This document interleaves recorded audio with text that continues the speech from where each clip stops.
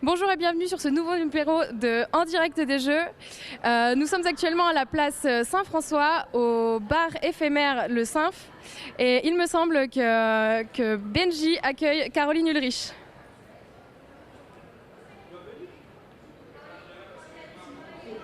Pardon. Et oui, Lucie, pas de souci.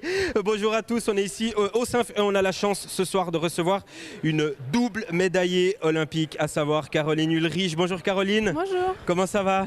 Ça va bien, je suis rentrée hier de chez moi à la maison, donc je commence gentiment à revenir sur Terre. Justement, on est 3 jours après votre dernière médaille. Comment vous vivez cet après JOJ? Pour le moment, ça va bien. C'est vrai que c'est toujours assez spécial. On sent, c'est une impression assez particulière d'après avoir vécu un truc tellement énorme, de revenir à une vie normale, aux cours normaux. Aujourd'hui, j'étais au gymnase pour la première fois depuis bien longtemps. Donc c'est sûr qu'on sent un peu, on a une impression un peu particulière, mais ça va bien. Vous disiez que vous avez repris les cours, vous êtes la nouvelle star à l'école. Le regard des gens a changé?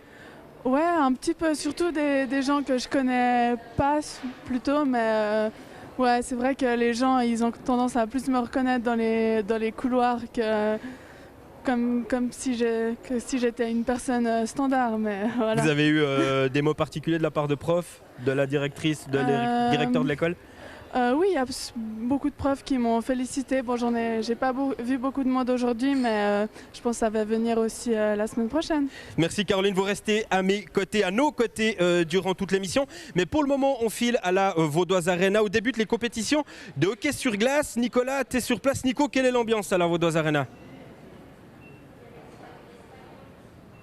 Alors salut Benjamin, écoute, l'ambiance est toujours bonne ici à la Vaudoise Arena, comme toujours. Aujourd'hui c'est le jour d'ouverture du hockey sur glace et c'est le hockey féminin qui a l'honneur d'ouvrir le bal avec en ce moment même la Suède qui va affronter la Slovaquie.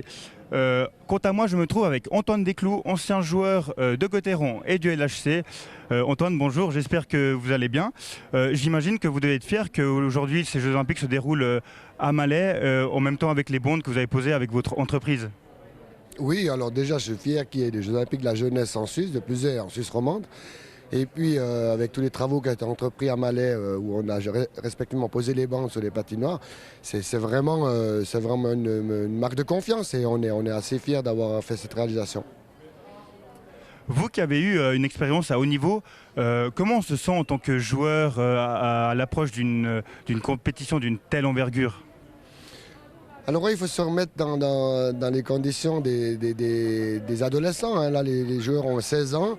C'est vraiment le tournoi le plus important qu'ils ont dans leur classe d'âge. Donc ils sont d'abord tout excités de pouvoir participer. Puis il faut que cette excitation tombe aussitôt que le puck va tomber pour le premier match. Et là, ils seront en pleine compétition. Et les équipes, elles ne sont pas là pour rigoler. Elles vont vraiment aller pour arracher des médailles. Et puis ce soir, il y a l'équipe féminine qui entre en lice à 20h contre la République tchèque. Quel est leur potentiel? Est-ce qu'on peut croire alors? L'équipe suisse féminine, là, je la suis un petit peu de loin. Je me suis renseigné un petit peu. Elle a une carte à jouer cette année. Hein. Il y a quelque chose à faire. On a un petit peu dans l'expectative parce qu'il y a beaucoup de différences avec les jeunes filles de cet âge-là.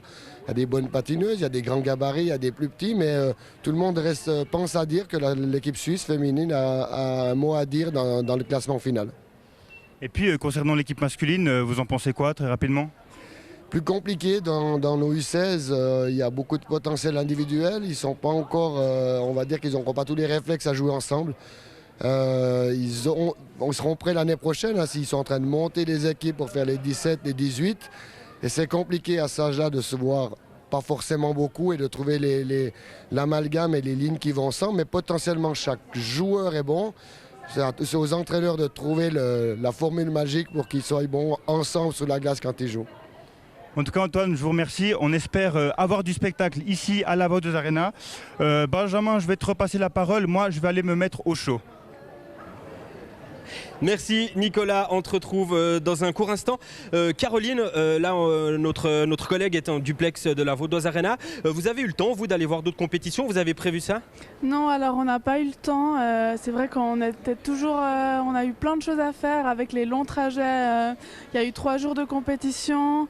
On est monté, je crois, 3 fois aussi pour s'entraîner à Villars, donc ça fait déjà beaucoup de trajets. Et puis aussi, il y avait beaucoup d'activités autour du Vortex, donc on a profité de ces activités-là. On n'a pas pu aller voir d'autres compétitions, mais ça m'aurait intéressé. Merci voilà. Caroline. Lucie, je te repasse le micro parce qu'on a un nouvel invité sur notre plateau. Et oui, Léo Fumagalli vient de nous rejoindre, donc bienvenue sur ce plateau. Vous êtes un des compositeurs de la musique officielle de la remise des médailles. Alors j'aimerais savoir comment est-ce que vous avez fait pour rentrer dans ce projet? Alors moi actuellement je termine un master à la Haute École de musique de jazz et de musique actuelle à Lausanne, au Flon. Et je fais un master en composition et performance et axé autour de la musique de film et la musique événementielle si on veut. Donc c'est un peu venu de là, c'est venu de l'EMU qui m'a mis en contact, proposé le projet. On était plusieurs au départ dessus, il y a eu plusieurs versions, on s'est dirigé dans une version.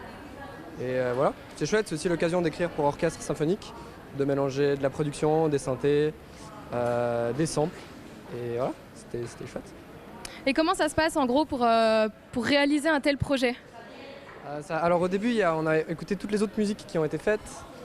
Il y a beaucoup de discussions, il y a un prof qui encadre, il y a beaucoup de contraintes aussi. C'est-à-dire que c'est une musique qui devait être en 3 parties assez distinctes. Une partie où les athlètes montent sur la scène, une autre où ils vont sur le podium et ils reçoivent la médaille, et l'autre où ils quittent la scène. Ça devait être des musiques qui pouvaient être rallongées ou raccourcies, donc qui devaient pouvoir être passées en boucle. C'est une musique épique dans un sens, qui doit être joyeuse. Donc c'est beaucoup de contraintes qui orientent dans une direction, et après c'est des choix artistiques, c'est des choix esthétiques, c'est des choix subjectifs. Voilà. Très bien, merci.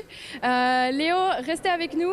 Tout de suite, nous allons retrouver Roland qui est allé à la Vallée de Joux parce que demain débutent les épreuves de ski de fond et on aimerait savoir comment s'annonce l'enneigement.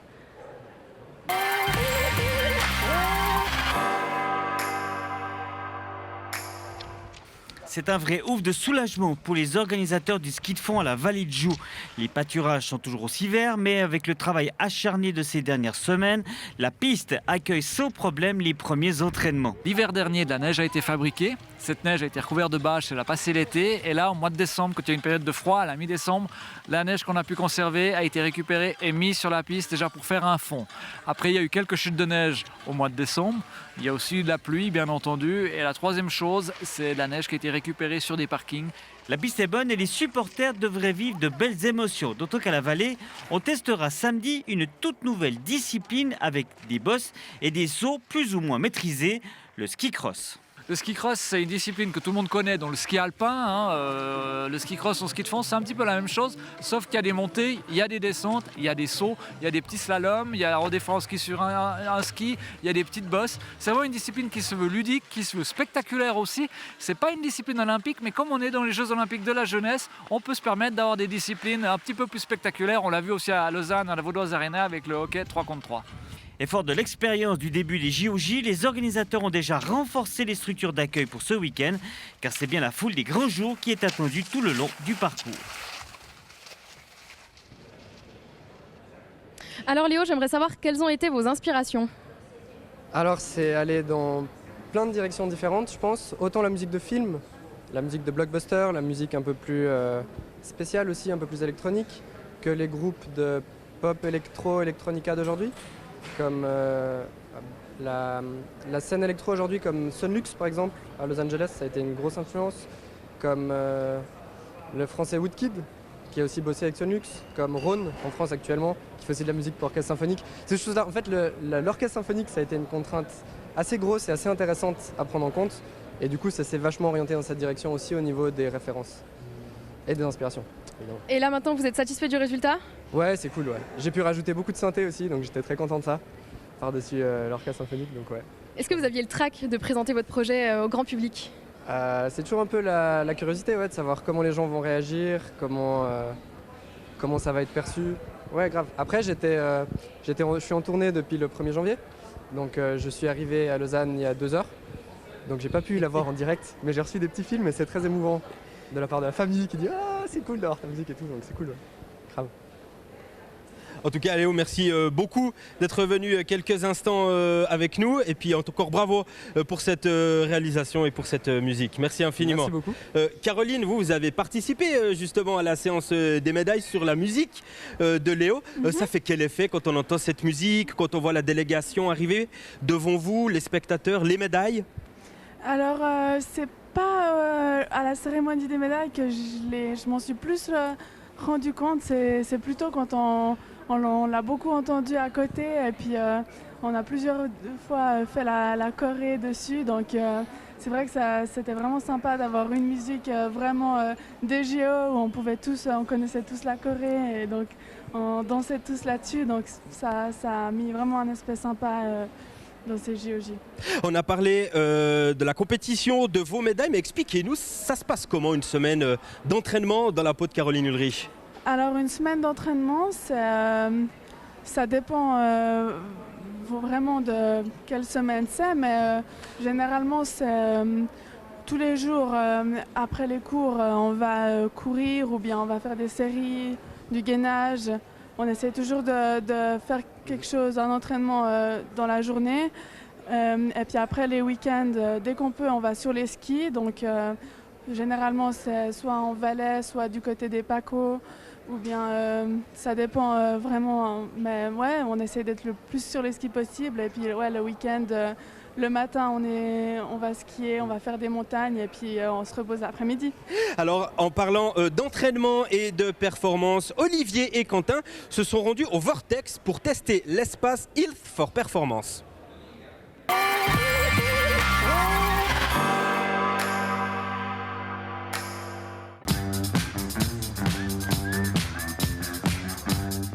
Bonjour à tous, aujourd'hui on se retrouve au cœur du village olympique au Vortex où 1800 athlètes sont là pour manger, pour dormir, mais aussi pour s'entraîner. Et d'ailleurs je suis avec Olivier Mutter qui est responsable du programme d'éducation des athlètes.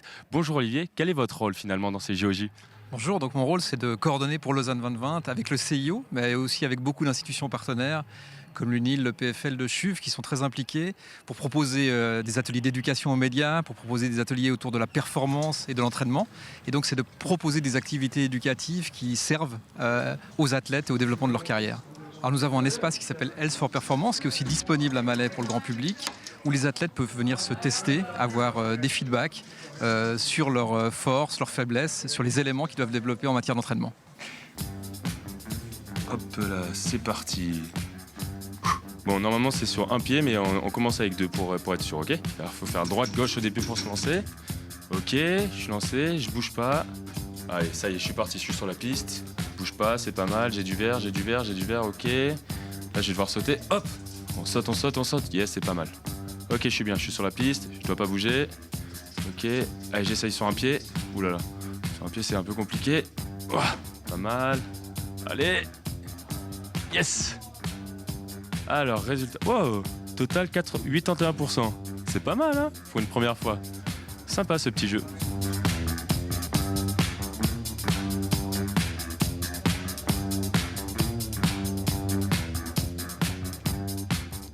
Pascal, est-ce que tu peux nous expliquer un petit peu ce qu'on voit à l'écran ? Avec grand plaisir. Donc c'est un système de mesure du mouvement qui a été développé par les PFL, le CHUV et l'UNIL. Et ce système permet d'instrumenter et de mesurer la qualité du mouvement en direct, où on voit ici une répartition du pression qui est mesurée par un tapis. On a aussi une mesure du mouvement avec un système de caméra. Et tous ces systèmes vont donner des indications pour les spécialistes et des recommandations au niveau du mouvement ou des exercices à faire. Donc on voit une série de points d'intérêt qui ressortent, qui sont des points où les spécialistes vont pouvoir discuter justement des répartitions de masse qui sont peut-être à retravailler ou des éléments de mouvement d'épaule et de hanche. Et donc derrière, il y a toute une intelligence artificielle qui peut être mise en place également dans le but d'amener des recommandations pour les athlètes et pour la population au sens large.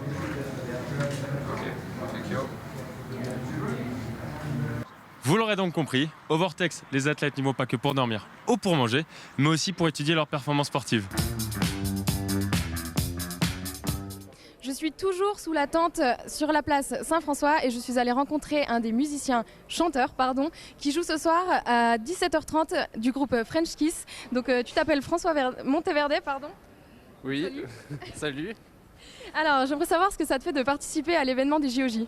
Alors c'est très cool en vrai, on est très content d'être là, une petite scène vraiment sympathique. Donc le soundcheck s'est bien passé, donc on est ravis de jouer ici.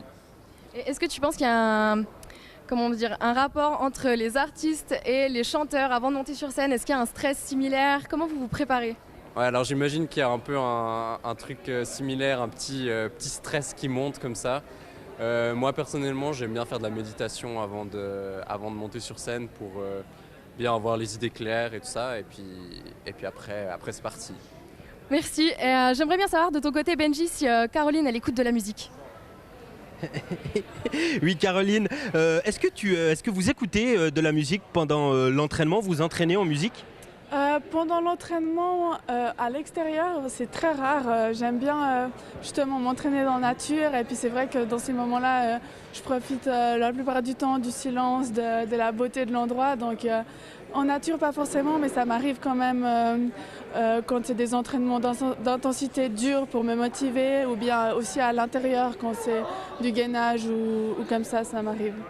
Merci Caroline, on se retrouve tout de suite, mais il est déjà venu le temps de retrouver Nicolas à la Vaudoise Arena. Nico, le match a débuté depuis 15 minutes environ, ça donne quoi ce match de hockey? Bah écoute Benji, là je me trouve proche des gradins, et d'ailleurs il y a la Slovaquie qui mène déjà 2-0 contre la Suède, ça va très vite. En ce qui me concerne, moi je suis avec Steve Dreyfus, responsable du hockey. Steve, bonjour. Il y a eu le format 3v3 récemment qui s'est terminé. Il y a beaucoup de gens qui ont été convaincus par ce format-là. Vous en tirez quel bilan? Alors on est très content sincèrement du succès rencontré par ce format. Autant les athlètes, les coachs, la fédération internationale, le comité d'organisation et aussi et surtout le public ont été très contents. Je pense que c'est un format qui a beaucoup d'avenir, ça correspond à une demande et on se réjouit de voir la suite maintenant. Donc à partir d'aujourd'hui, on revient à un format plus traditionnel du hockey que l'on connaît bien. En termes de spectacle, on peut s'attendre à quoi dans les jours à venir? Vous avez un très beau spectacle ici à la Vaudoise Arena, puisque c'est les top nations qui s'affrontent ici dans des catégories de moins de 16 ans. Donc dès ce soir, par exemple, vous avez un match de hockey féminin que vous pouvez regarder ici. Les entrées sont gratuites et la seule particularité, c'est qu'on joue 3 fois 15 minutes, avec des pauses de 15 minutes aussi. Donc c'est du hockey comme on connaît. Et puis, concernant l'équipe féminine, vous avez senti comment l'atmosphère au sein de l'équipe? Est-ce qu'elles sont très motivées, j'imagine? De ce que j'ai pu voir, en tout cas quand elles sont arrivées ici, forcément, non seulement jouer au hockey dans une magnifique arène comme ici, mais en plus d'arriver dans un village olympique et magnifique, être ensemble, c'est un sentiment magnifique pour les athlètes et je pense qu'elles sont toutes très heureuses et très motivées de ce que j'ai pu voir hier en tout cas. Steve, je vous remercie. Venez nombreux ce soir encourager l'équipe de Suisse. Quant à moi, je vais laisser la parole à Benjamin, je vais aller voir la fin du match. Merci Nicolas. Je le rappelle, vous pourrez suivre sur la télé la finale féminine le mardi 21 à 20h et la petite finale masculine le 22 à 13h. Merci Benjamin pour cette précision. Alors Caroline, moi j'aimerais savoir comment est venue cette passion pour le ski alpinisme. Alors elle est venue assez tard, mais assez tôt en même temps, parce que c'est vrai que mes parents, depuis toute petite, ils m'emmenaient avec mes deux frères en montagne. Tous les week-ends, on était en montagne à faire du VTT, de la marche ou bien du ski l'hiver. Et puis peu à peu, on en faisait de plus en plus. Puis moi, j'aimais pas trop ça, parce que c'est vrai qu'on avait du lourd matériel avec les grosses chaussures de ski et tout et tout. Et puis mon frère, il est entré dans l'équipe suisse parce que ça l'intéressait d'essayer de faire ce sport à un haut niveau. Et puis il aimait ce sport. Et puis vu qu'il allait sur les compétitions, je le suivais. Et puis c'est comme ça que j'ai commencé. Je suis entrée dans le centre régional. Et puis là, j'ai commencé à vraiment aimer ça avec du matériel plus léger. Là, vous êtes avec nous sur le plateau. Les médias, comment on les gère quand on est une nouvelle star, qu'on est tout à coup sous les feux de la rampe? C'est vrai que c'est assez particulier parce que le ski alpinisme n'est pas normalement un sport connu et auquel on s'intéresse.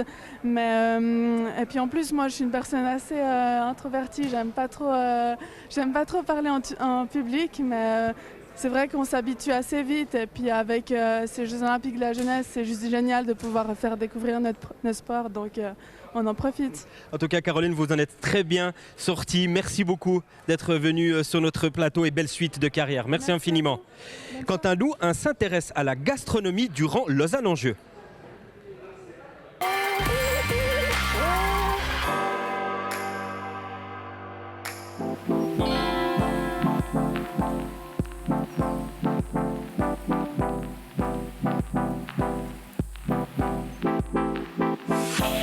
Ce qui est surtout important, c'est au niveau sport, au niveau culture, c'est dans les Olympiades, c'est sous le côté de toutes les nations qui sont ensemble. Et quoi de mieux de parler d'une culture ou d'une nation différente par sa cuisine et sa gastronomie. Donc on a vraiment voulu mettre en avant des artisans, des gens qui parlent, des passionnés et beaucoup de jeunes aussi qui sont dans la restauration et qui veulent aussi montrer qu'on fait des choses incroyables dans ce domaine. Pour nous, ce qui était important, c'est de faire 7 places, 7 lieux, 7 thèmes, 7 collaborations différentes.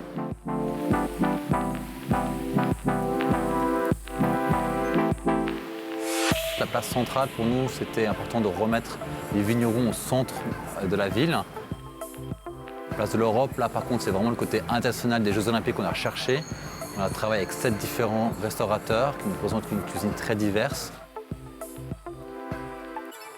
La place Pépinet est une place très importante pour nous car on a créé un nouveau concept qui est le concept de sans fumée, sans alcool au cœur d'un festival et de mettre en avant la fête autrement que par là.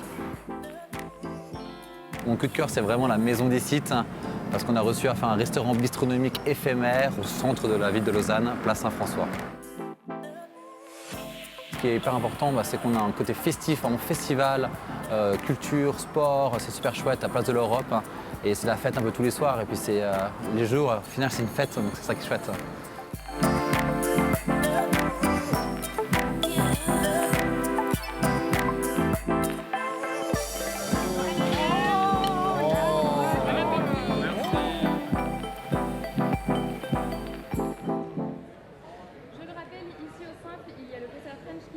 Alors le French Kiss, Benjamin, t'en penses quoi? Le French Kiss, carrément. Qu'est-ce que j'en pense? Ouais, c'est sympa le French Kiss. Et toi? Ça va, je gère. Moi j'avais une question, t'es plutôt ski alpiniste ou groupe de musique, qu'est-ce que tu préfères? Alors moi j'aime bien allier les deux, une bonne journée de ski et après un bon concert avec une bonne bière. Est-ce que tu vas danser toi ce soir? Ce soir je vais danser, ouais. J'ai congé demain. Ça me tarde de voir ça. En tout cas, merci infiniment de nous avoir suivis pour cette émission en direct des Jeux. N'oubliez pas non plus à 18h30, Guest of the Day à l'après-ski sur la place de l'Europe. Hélène Sprunger, l'athlète et les rappeurs de Comme un Flocon et Jerma Jackson monteront sur scène et répondront à vos questions. C'est toi qui anime, Lucie? Que j'anime quoi? Guest of the Day aujourd'hui? Absolument pas, non. Non, c'est Joël Brunner. Alors vous retrouverez Joël Brunner à Guest of the Day. Et puis sachez qu'il y a eu des petites modifications au niveau du programme de Lausanne en jeu. La battle de danse contemporaine prévue à 20h est déplacée sous le dôme au lieu de la place centrale. Et puis le concert de jazz proposé par le JMA, elle se tiendra de 19 à 20h ici même au Synf. Alors merci de nous avoir suivis. Demain vous retrouverez Joël et Roland pour un nouveau numéro dans Direct des Jeux. On se quitte avec les highlights de la veille. Bye bye. Salut.